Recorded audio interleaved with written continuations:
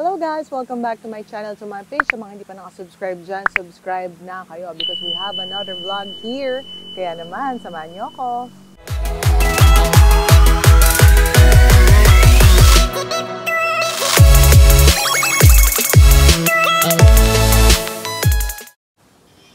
Ito guys, sa labasan na naman tayo. Pero hindi tayo nakamotor dahil ito ay continuation ng ating search for my first EV or electric vehicle.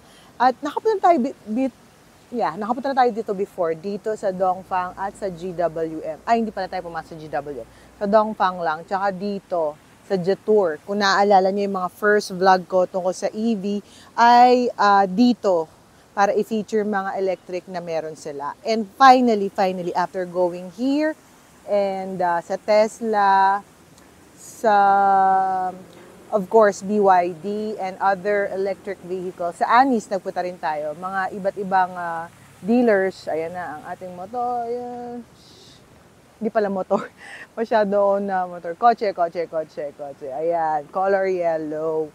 So, kahit paano may idea na kayo kung ano yung bibilin natin. Ito ang napili natin. VF3 ng VinFast. So, bakit nga ba? And ito ang ating napili. Papaliwanag ko sa inyo yan. Ito guys, yung VF3 VinFast. Of course, it's yellow. And sa unang tingin, ano bang mapapansin nyo? Good afternoon. Yan, si Nico ang ating ahente ng VinFast. So, ba't nga ba yellow ang ating napili? Of course, our favorite color. Kahit naman sa mga motor, ito ang ating kinukuha natin. And bakit nga ba VF3? Marami kong kinonsider na electric. Ang unang-una is the Atto 3 BYD. And then the Sea Lion, but it's hybrid.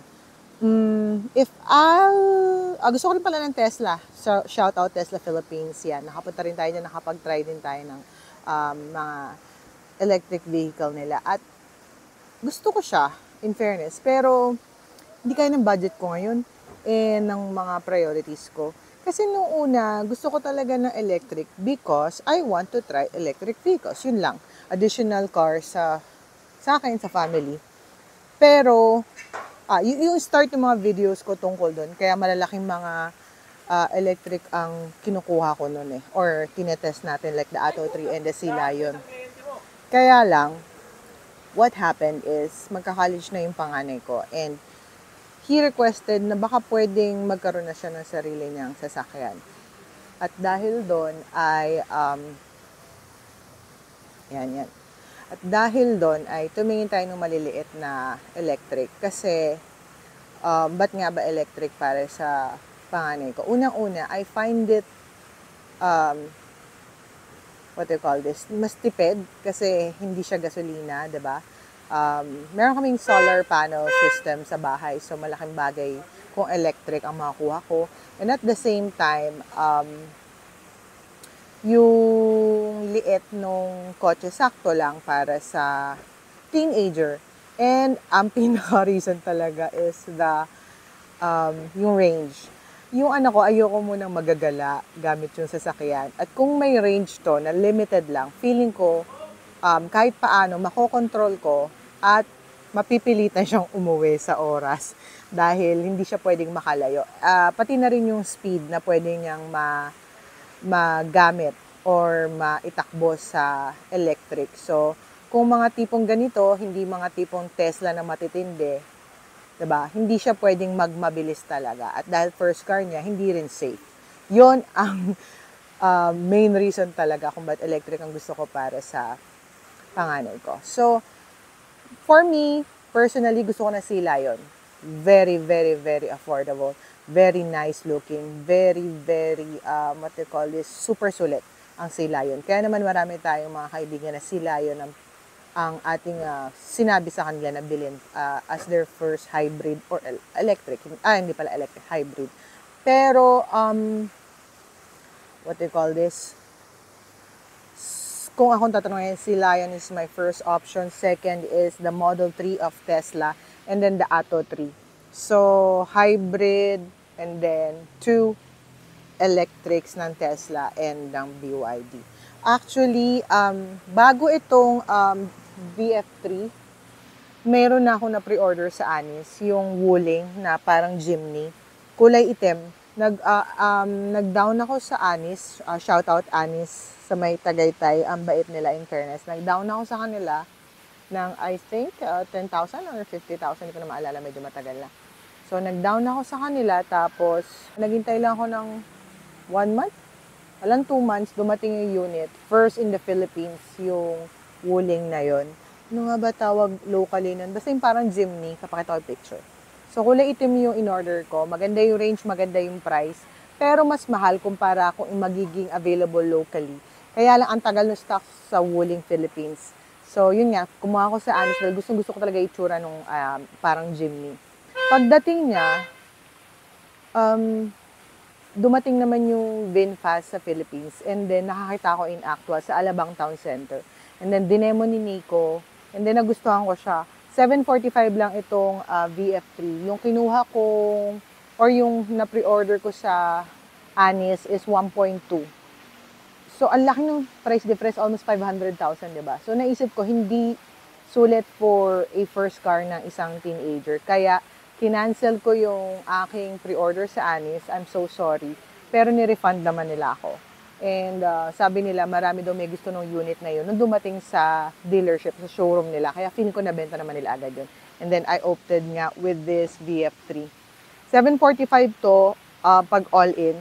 Pero pag with subscription sa battery, 645,000. 100,000 difference. Pero in the long run, parang much better yung offer na 745, diba? And may promo sila nung nag-pre-order ako na if you will pre-order with just 5,000 pesos, yung premium colors free na. Kasi plus 20,000 dapat eh. So itong yellow is a premium color. The other solid colors, yung mga gray, ano pa ba? Mayroon parang pink? Or basta, pakita ko sa inyo yung mga ibang color. Yun ang 745. Ito, bali, papatak na 765. Pero, 745 lang nila ibibigay sa akin. So, putahan na natin. Ang daldal ko, sorry. Ito. Actually, gusto ko tong gray, in fairness. Yan. Pero, naisip ko, dahil gusto ko naman ng yellow, nag-yellow na lang ako. Nico! Good afternoon. So, ito na yung ating VF3. Yes, Chinek ko eh, parang 2 months bago dumating. Yes, ma'am. Actually, mas limited tong dilaw. Kaya medyo natagalan. So, yun, mga ibang kulay. For example, mga red, gray, green. Mas So marami. far, ano yung pinakamabentang color? Ano ma'am? Green, saka yung eto po, yung gray. Oo nga, maganda yung Pero mas limited to madam. mga two-tone na, no? Tama ba yung tindi ko? 745 pag solid colors, pag ganitong dual colors, plus 20,000 dapat. Yes, dapat po plus 20,000. So, ngayon, naka-promo pa tayo madam. Hanggang ngayon? Yes, magiging free pa siya.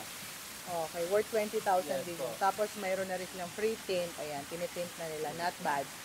And sabi ko nga, 5,000 lang pwede na kayong kumuha. Yes. So, ito for release din. Yes, ma'am.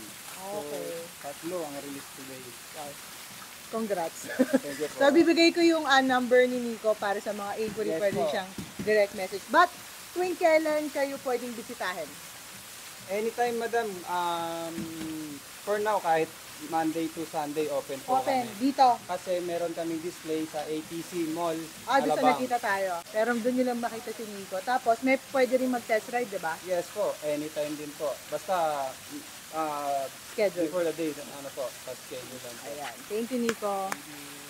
Ayan, guys. VF3. Ingat tayo kasi merong ano dito. Mga tamaan natin. Pero, di ba? Magkaiba. Ganda rin ng gray.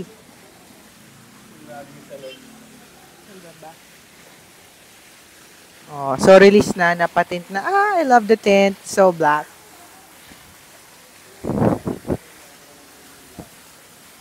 I love it. A few moments later. So, mga kateki, dito na tayo sa bahay na iuwi na natin itong VinFast VF3. And, ayan, as you can see, ito yung harap. And from 50% kanina umalis tayo ng Alabang, 43% na lang.